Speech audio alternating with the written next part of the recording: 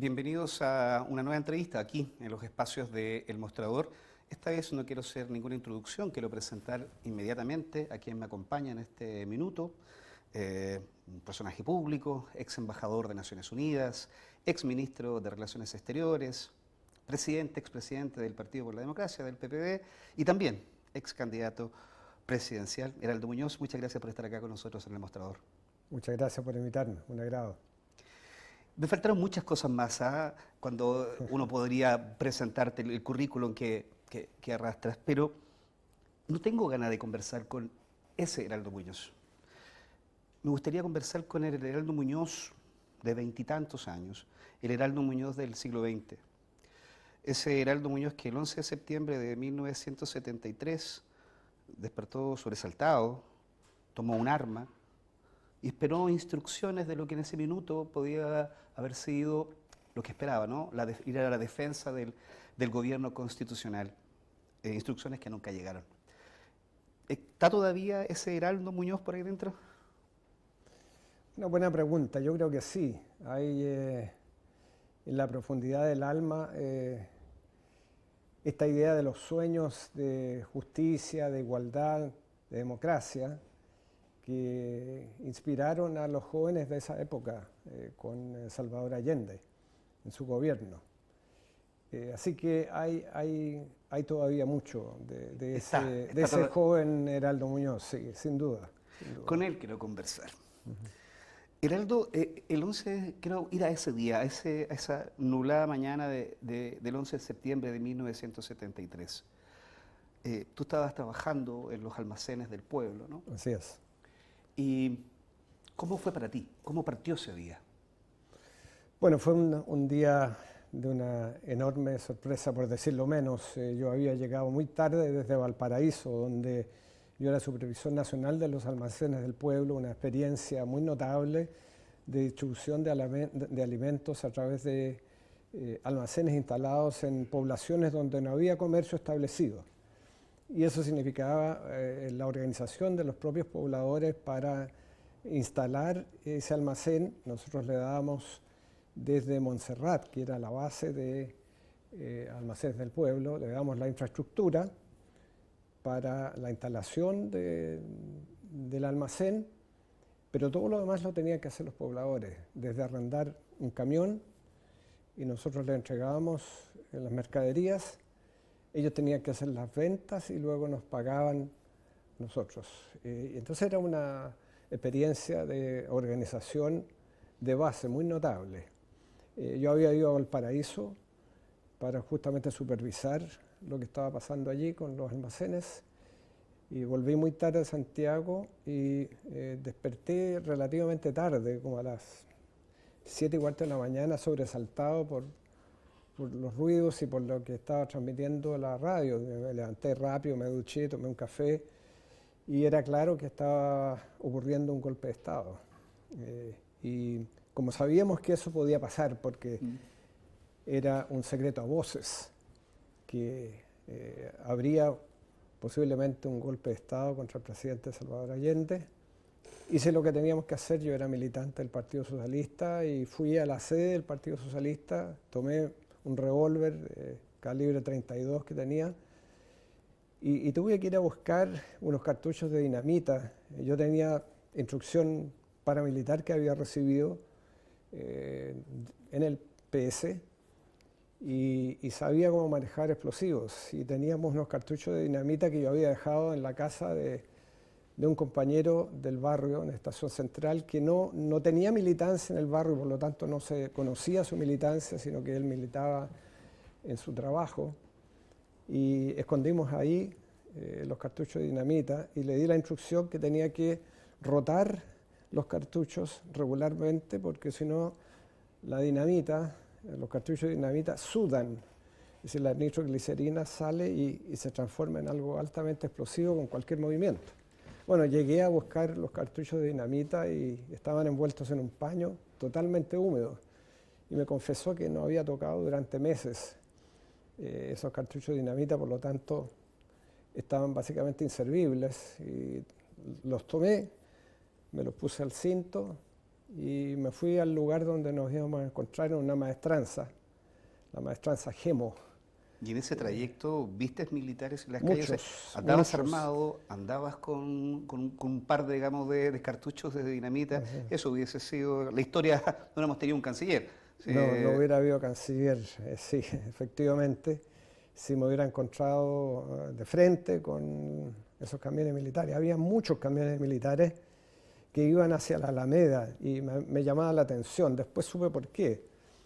Porque el Estadio Chile fue uno de los lugares de detención masiva y por eso que tantos camiones llenos de militares y no sabía en ese momento si eran militares leales al gobierno y a la Constitución o que eran golpistas. en ese momento, en esa mañana, antes que tuvieran la claridad, pensaban que podía haber sido una sublevación, ¿no? Que estábamos al frente, digamos, de una organización ya general, estaban todas las ramas de las Fuerzas Armadas, esa información no la tenían aún.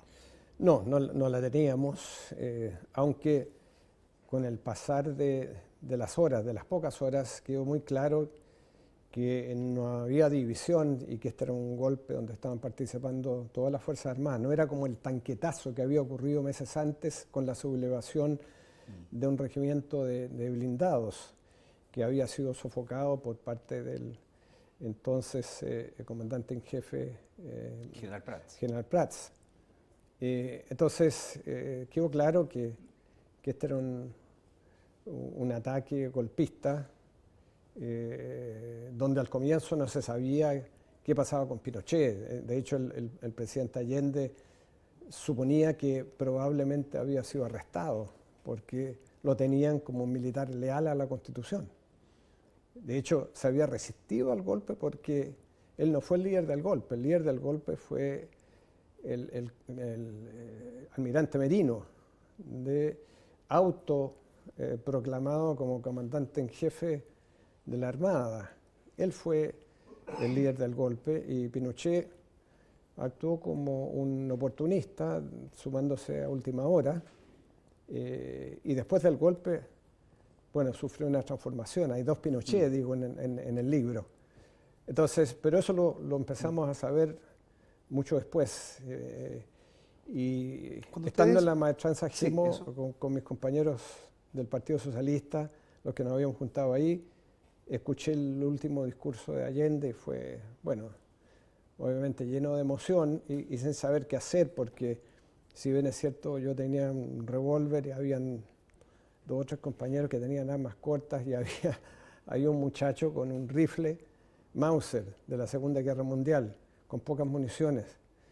Entonces era una situación de una tremenda ingenuidad de cómo podíamos nosotros enfrentar a Fuerzas Armadas profesionales. Intentamos incluso llegar al centro de Santiago, era imposible, estaba todo cercado. Y entonces la decisión fue ir a las casas de seguridad para esperar las instrucciones del Partido Socialista. Ahí me quiero detener. Porque claro, estaba en el ambiente que podía haber un golpe de Estado y ustedes, como Partido Socialista, habían recibido instrucciones. Cuando pasara esto tenían que ir a la maestranza. Luego tenían procedimientos. ¿Sí? Sí. Y dentro de esos procedimientos estaba el de que tenían que recibir instrucciones para saber qué hacer, ¿no? Porque la idea era que en ese entonces, bueno, y así lo demostró también la ferocidad con que actuó los militares en este golpe de Estado, que las bases, es decir, los militantes o la gente que adhería a la Unidad Popular manifestaba su intención de defender el gobierno constitucional. ¿Cuánto tiempo esperaste las instrucciones que nunca llegaron? Bueno, fuimos a la casa de seguridad, que además no fue de mucha seguridad porque llegaron gente que no se suponía debían estar ahí. Esperamos todo el día, toda la noche. Ese día hubo toque de queda a las 6 de la tarde.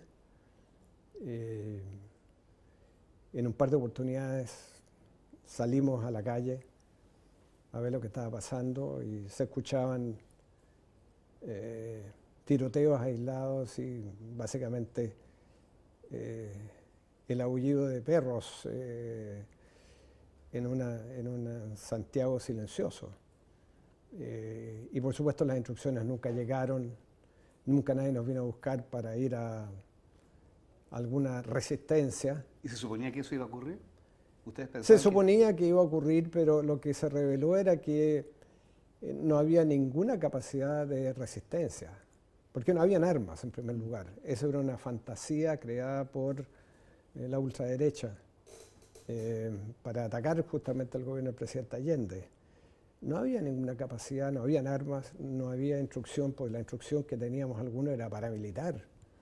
Claro, yo sabía armar y desarmar un revólver en la oscuridad, básicamente, y había disparado algunas veces, y sabía cómo manejar explosivos, pero fuera de eso, hay algunos que no tenían cero instrucción. Y no para enfrentar a soldados profesionales. Claro, entonces, por eso que lo que sucedió fue que no había ninguna capacidad de resistencia y la única que hubo fue en la moneda, ¿no? Y en ese sentido el presidente tuvo una coherencia y una actitud moral que, por cierto, hasta el día de hoy todo el mundo respeta, porque decidió no rendirse y no ser uno más de los gobernantes desplazados y exiliados. Y con eso se terminó un poco la inocencia en nuestro país, esta suerte de excepcionalismo chileno, de que eso no podía pasar en Chile, que nosotros no podíamos transformarnos en una república bananera, dictatorial, porque no, eso no podía pasar en nuestro país. Y bueno, se acabó la inocencia ese día. Y por cierto, entonces al final, en el Partido Socialista la instrucción fue sobrevivir, nada más que eso, ¿no? Y en los otros partidos de la izquierda igualmente, no hubo ninguno que tuvo capacidad militar, cero. Lo interesante fue más adelante, porque cuando empezamos a pensar cómo se resiste esta dictadura, con el pasar del tiempo, nosotros en el Partido Socialista terminamos, o por lo menos una porción del Partido Socialista, terminamos pensando en que el camino era lo que había concluido Enrico Berlinguer, el líder del Partido Comunista Italiano, eurocomunista, que a partir de la experiencia chilena, él concluye que es necesario un compromiso histórico con el centro político, es decir, la izquierda y el centro político, es decir, la democracia cristiana. Esa es la conclusión que saca Enrico Berlinguer de Chile, y dice: hay que tener un nuevo bloque por los cambios, para recuperar la democracia y luego para tener un proceso de transformación con mayoría social y política. Esa es la conclusión a la que nosotros llegamos. El Partido Comunista saca otra conclusión. Se produce el 25º Congreso del Partido Comunista de la Unión Soviética, que a partir del análisis de Chile dice: una revolución debe saber defenderse. Esa es la conclusión básica. Y por eso entonces el PC más bien concluye en esta estrategia de todas las formas de lucha. Entonces es muy interesante el proceso y ahí empieza a diferenciarse el cómo enfrentar a esa dictadura en la medida que va pasando el tiempo. Antes de profundizar en eso que vamos a entrar, quisiera preguntarte, a la luz también de los años y de esa memoria, quiero volver a ese joven.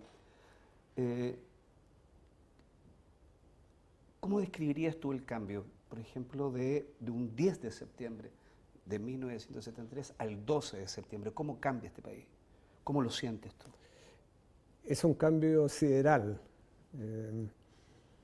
porque las libertades típicas de Chile, de alguna manera la situación caótica que vivíamos, porque la polarización era muy fuerte, habían problemas, el mal manejo que hubo de la economía durante el gobierno del presidente Allende, eso es una realidad autocrítica, significó que había una sensación de vulnerabilidad, pero un cierto caos también interesante, porque había trabajo voluntario, habían sueños y habían logros importantes como el medio litro de leche para los niños,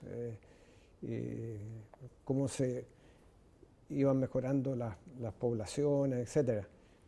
Entonces se pasa de ese momento tradicional de una democracia en nuestro país, una democracia vibrante, a la oscuridad del día 12, de la represión absoluta, del asesinato, de las desapariciones, de las ejecuciones, de los exiliados, de las embajadas llenas de exiliados, de la represión, del silencio, de la censura. Entonces es un cambio sideral el que se produce y hace que uno piense que Chile es irreconocible.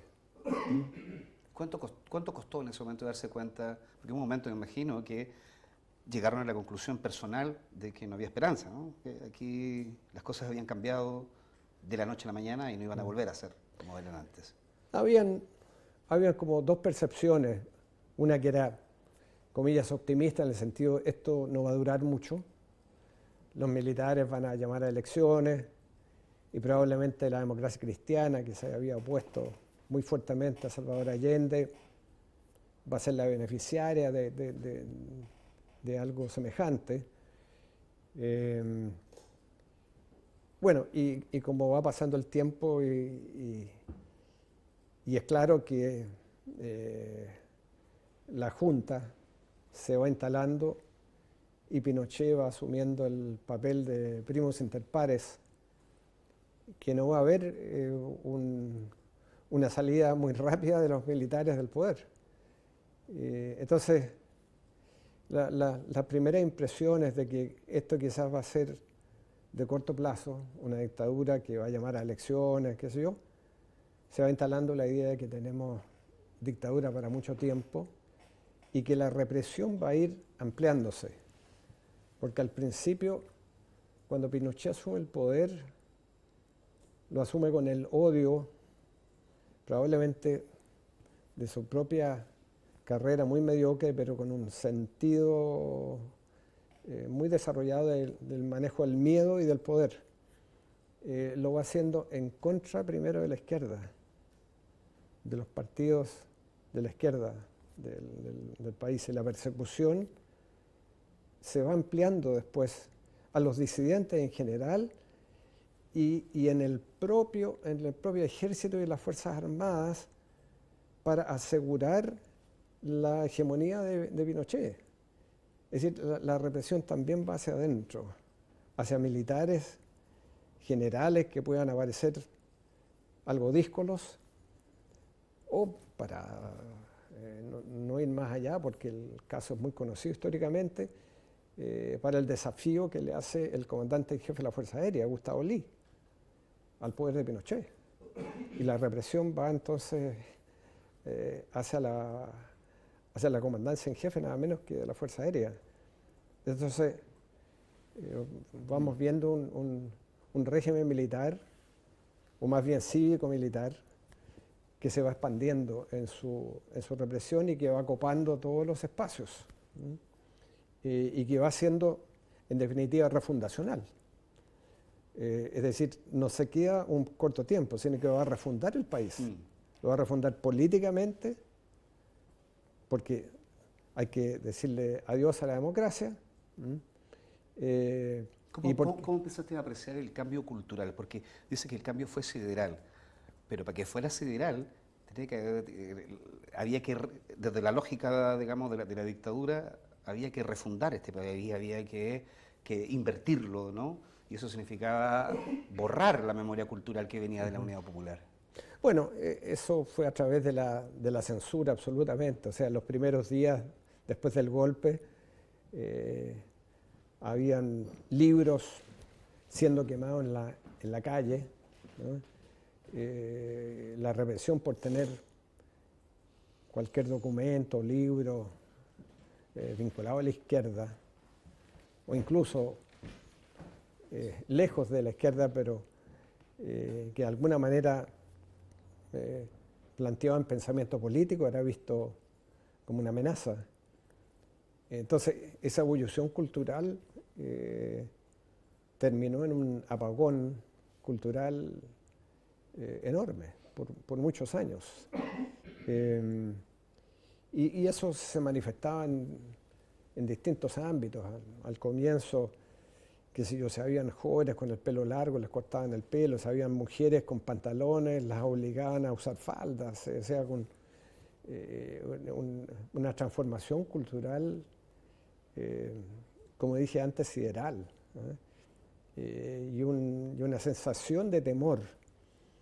Cuando uno estaba en las micros, había que cuidarse de no hablar en tono de crítica hacia el régimen dictatorial, porque podía haber un soplón que a uno lo denunciara, digamos, ¿no?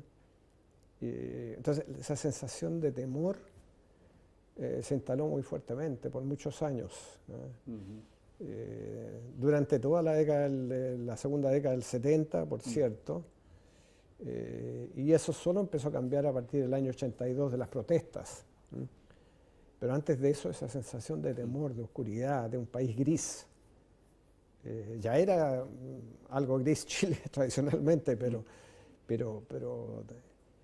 gris, oscuro, un país lleno de miedo. En esos años, al principio, eres militante del Partido Socialista, pero tú no tenías acceso al poder de la Unidad Popular en ese momento, Sí, ¿no? yo era un joven socialista, tenía 22, 23 años. Nunca habías tenido oportunidad de estar cerca de Salvador Allende. No. ¿En qué momento, Heraldo, tú ya empiezas a entrar más fuerte en política, a trabajar en la resistencia, en definitiva? Fue el año 75. Yo había pasado por un par de momentos bien difíciles. En un momento vinieron a arrestarme a mi casa, en la estación central, y llegaron unos camiones del ejército y un jeep del ejército donde habían dos compañeros míos que yo reconocí de inmediato. Sabía que venían a buscarme. Y los vi por la ventana. Y sin embargo, los militares entraron a la casa errada, entraron a la casa del lado. Mientras unas mujeres derechistas, digamos, metidas en actividades clandestinas de tarjetas del hipódromo, qué sé yo. Actividades ilícitas. ¿Ah? Actividades ilícitas. Actividades ilícitas, gritaban, no es ahí. Y él, debe haber sido un capitán de ejército, disparó, dijo, todos adentro. Y bueno, y afortunadamente entraron a la casa cerrada y la vecina que me conocía, como 30 años, no dijo que yo vivía al lado, ¿no? Y me encontré después con uno de los que estaban en el jeep 8 años después en México y lloraba recordando ese momento. Decía, el único momento feliz que tuvimos fue cuando entraron a la casa cerrada a buscarte y el capitán se quejaba de la mala información de inteligencia y nos fuimos sin ti. Bueno, él sufrió ejecuciones simuladas, tortura, estuvo como 4 meses en el Estadio Nacional y terminó exiliado en México. Entonces, después de esa situación en el año 75, con mi mujer salimos y yo decidí usar el tiempo para sacar un doctorado en estudios internacionales. Y sin embargo seguí activo en el Partido Socialista y me recuerdo que Víctor Barberis, que había sido diputado del Partido Socialista, me dio instrucciones. Yo era dirigente del PS en Estados Unidos, donde había mucha gente del PS exiliada, que fuera a Berlín, porque le dije que yo voy a volver a Chile, puedo volver a Chile legalmente. Entonces fui a la residencia de Clodomiro Almeida, que vivía en Berlín Este, y tuve que conseguir una visa volante para que no quedara en mi pasaporte el timbre de la Alemania RDA. Y me reuní ahí con Víctor y un saludo muy corto con Clodomiro Almeida. Y la instrucción fue, mira, cuando vuelvas a Chile, anda a ver a Ricardo Lagos, que es del partido, es un académico y tiene un grupo que está haciendo una reflexión sobre lo que está pasando y nos interesa recibir esa información para ver cuáles son las estrategias del partido frente a este Chile y a los cambios que están ocurriendo.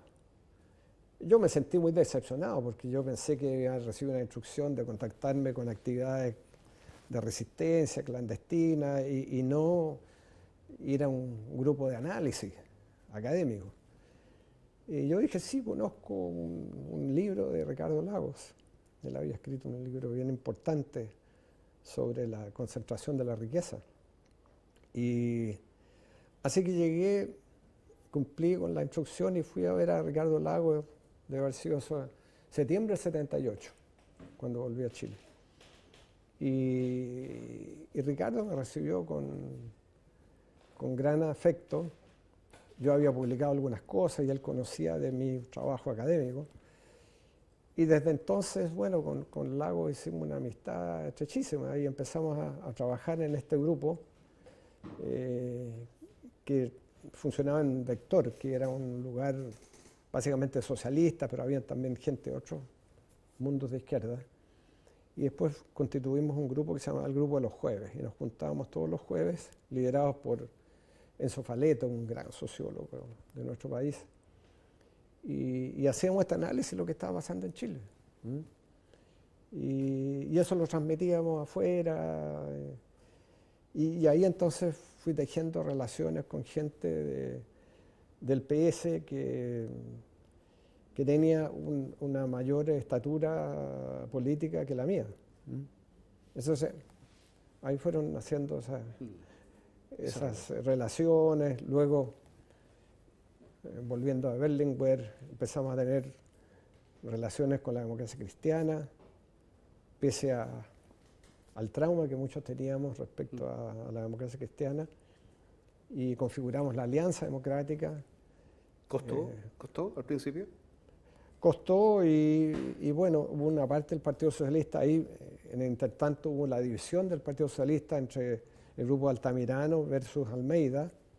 El grupo Altamirano con la idea de constituir esta alianza democrática, de un trabajo con el centro político, con la democracia cristiana, y nosotros con Lagos nos opusimos a la división y constituimos algo que se denominó Los Suizos, un grupo básicamente que estuvo por la unidad del Partido Socialista, porque pensábamos que era pésimo la división del Partido Socialista en el momento que necesitábamos unidad para enfrentar a la dictadura a través de medios pacíficos, que era nuestra conclusión, de movilización social.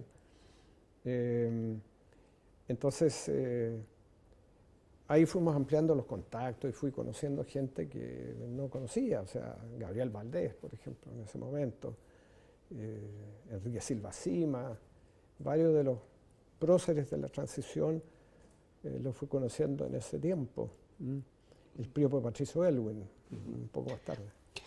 Tú acabas de mencionar que estaban por la unidad, ¿no? Por tratar de mantener unido el Partido Socialista, pero precisamente la desunión del Partido Socialista, ya viendo las causas que podrían haber originado, digamos, el quiebre democrático, tú hablaste recién de que había un mal manejo de la economía bajo el gobierno de Salvador Allende.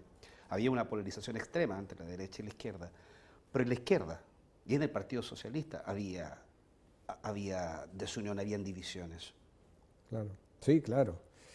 Estaban las divisiones de los que querían hacer una revolución cuando no teníamos mayoría en el Congreso. De hecho, éramos una minoría. Nos fue bastante bien en las elecciones parlamentarias de marzo del 73, pero seguíamos siendo minoría. Entonces, ¿cómo tú haces una revolución siendo minoría? Entonces había un sector ultra que que fue sobrepasando el programa de la Unidad Popular y haciendo una suerte de fait accompli, de una situación de hecho, que lo único que causaba eran problemas para el presidente Allende. Y otro sector más moderado, en un momento en que todo el mundo estaba en ebullición, porque recordemos el 68, la situación en París, ¿eh? La guerra en Vietnam, la revolución cubana, tantas cosas que estaban pasando, y sin embargo, el Partido Socialista, claro, incluso había criticado la vía electoral en uno de esos congresos y había adoptado la violencia revolucionaria, pero al mismo tiempo había elegido al más moderado de todos los socialistas como secretario general del partido, que era Aniceto Rodríguez, y de nuevo había elegido a Salvador Allende para ser su candidato presidencial. Entonces había una contradicción de dos almas. Y bueno, esa situación también tuvo una connotación económica, porque hubo un mal manejo de la economía, a mi juicio. Yo me acuerdo de haberle escuchado a Orlando Letelier decir en cualquier momento van a estatizar los buques maniceros en la esquina, digamos.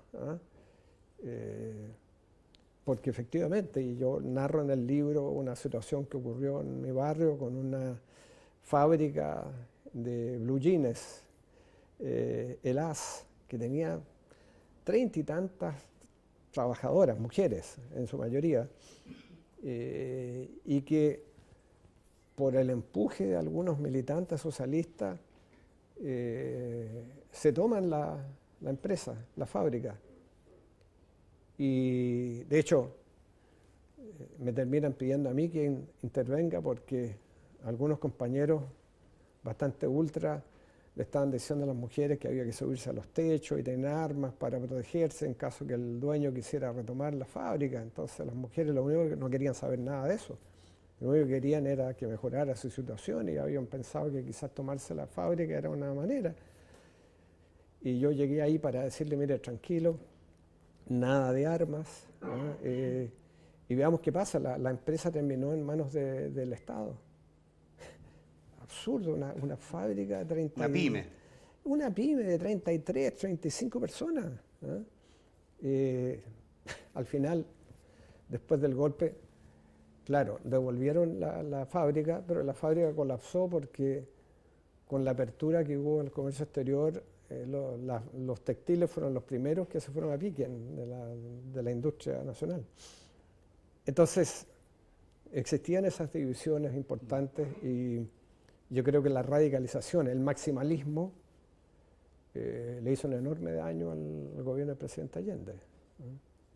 Con el paso de los años, bueno, tú has mencionado varias veces el libro, efectivamente, tenemos acá a la sombra del dictador. Este es un libro que escribiste hace varios años y que ahora, con motivo de los 50 años, hay un epílogo donde hay reflexiones sobre el Chile de hoy y están aquí narrados en este libro no solamente tu experiencia como militante socialista en esos años, sino también como Chile fue parte, diríamos que yo creo que muy importante de la historia del siglo XX, de la última parte del siglo XX, y que precisamente el caso chileno ha sido estudiado no solo desde la economía, ha motivado a líderes internacionales a meterse en la política precisamente viendo el tema de Chile. Hoy día, volvamos al heraldo de hoy. A la luz de toda esta experiencia y de este análisis que hace, de esta autocrítica también que hace de esos años, ¿qué lectura habría que hacer de los 50 años del golpe militar? Bueno, una lectura compleja. Yo creo que el golpe fue uno de los episodios que marcó de manera más profunda la Guerra Fría. Recordemos que Estados Unidos, la CIA, tuvo una participación muy significativa junto a la ultraderecha, primero para tratar de impedir el acceso a la presidencia del propio Salvador Allende, en un episodio de violencia que significó el asesinato del comandante en jefe del ejército, el general Schneider. Eso no prosperó, pero siguieron los esfuerzos para crear inestabilidad y para arruinar la economía del país por parte del gobierno de Nixon y de Kissinger. Y luego Estados Unidos abrazó a Pinochet como una suerte de aprendiz de brujo, porque no sabían en lo que se estaban metiendo, y el apoyo que le dio Estados Unidos a Pinochet, el dictador lo interpretó como una carta un blanca. derecho, claro, exactamente, a hacer cualquier cosa. Carta blanca para cualquier cosa. Para hacer terrorismo de Estado, como en el caso Para hacer de... terrorismo de Estado, y termina entonces con el asesinato de Orlando Letelier, nada menos que en las calles de Washington. Y de ahí empieza a cambiar la relación entre Estados Unidos y Pinochet.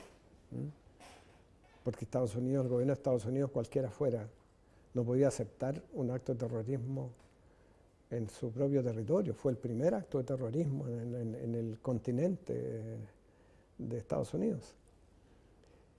Entonces, Chile marcó un momento de la Guerra Fría, y a 50 años yo creo que uno tiene que mirar ese momento y lo que ha pasado con suficiente madurez.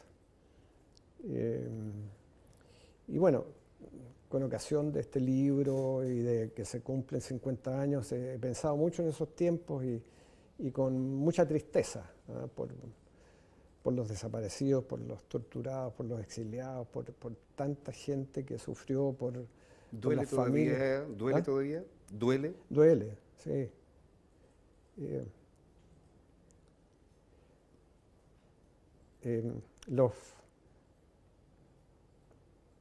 Los familiares de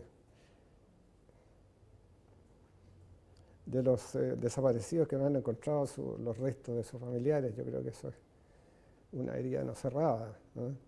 Y sin embargo, yo creo que hay que mirar con los ojos de hoy, y lo peor sería tratar de utilizar esa memoria para propósitos políticos o morales de hoy. Yo creo que no corresponde. Yo creo que hay que por cierto, hay un derecho a recordar todo el dolor, pero sin sacar provecho político de eso. Porque si no nos vamos a quedar anclados en la Guerra Fría. Nos vamos a quedar anclados en amigos y enemigos, y la historia es mucho más compleja que eso. Y a lo que yo derivo es, bueno, ¿cuál es el desafío 50 años después? Y creo que el desafío es cómo llegamos a un pacto social que signifique tener mayorías sociales y políticas para que los sueños de antaño tengan vigencia hoy día, en un contexto tan distinto como lo escribimos ahora, de una era digital. Pero en eso me parece que el presidente Boric dijo algo bien interesante en la inauguración del monumento a Patricio Aylwin. Dijo que había que mover la barrera de lo posible, utilizando esa frase muy criticada de la justicia en la medida de lo posible del presidente Aylwin, y que había que mover eso. Y yo creo que en eso tiene razón. O sea, lo que hay que redefinir es qué es lo que es posible, ¿no? Sin conformarse simplemente a lo mínimo. Y me parece que ese es el desafío hoy día, ¿no?, de los 50 años. Es decir, cómo retomar esos sueños de cambio, pero con mayorías sociales, con mayorías políticas y pensando mucho en defender y promover la democracia, porque hoy día está bajo ataque. ¿Ah? Hoy día la ultraderecha, a través de fake news, a través de los populismos que se aprovechan de fenómenos nuevos como el crimen organizado, la delincuencia, tratan de erigirse como salvadores de la patria, a costas de las libertades y del Estado de Derecho. Entonces, hay algunos líderes populistas que están diciendo, yo te doy seguridad, le dicen a los ciudadanos, pero a cambio que no exijas libertad y Estado de Derecho. ¿Ah? Porque yo te ofrezco seguridad, pero sacrificando los derechos civiles. hay un costo, básicamente lo que dicen. Y eso es inaceptable. Y por eso que creo que hoy día, a 50 años, lo más revolucionario es defender y promover la democracia. Y buscar los cambios estructurales por la vía de pactos sociales que reúnan a una mayoría de los ciudadanos para cambios graduales, porque esa es la realidad. Entonces, de alguna manera es retomar lo que Salvador Allende quiso hace 50 años en un contexto bien distinto y donde el país cambió de manera tan radical, y preservando entonces algunas cosas que han ocurrido en el país, que es la apertura al comercio internacional, por decir, porque eso beneficia a la gente al final de cuentas. Así que yo creo que amerita una reflexión donde no hay, a mi juicio, una verdad única. Aquí no puede haber, esta es la manera que vamos a conmemorar en los 50 años, porque probablemente habrán varias maneras. Pero a mi juicio en el centro está la democracia como uno de los desafíos fundamentales. Muy bien, nos vamos a quedar con ese mensaje. Antes volvemos, digamos, a recomendar este libro que no solo, digamos, es un buen libro, es un libro además muy reconocido, traducido a muchos idiomas, hasta el georgiano, ¿no? Hablábamos antes, Sí. en donde efectivamente está de la pluma y letra de Heraldo, narrada una parte muy importante del siglo XX. Nos quedamos entonces con ese mensaje, Heraldo, de la protección, la necesaria protección de la democracia. Muchísimas gracias por acompañarnos acá en esta entrevista en El Mostrador. Muchas gracias a ti.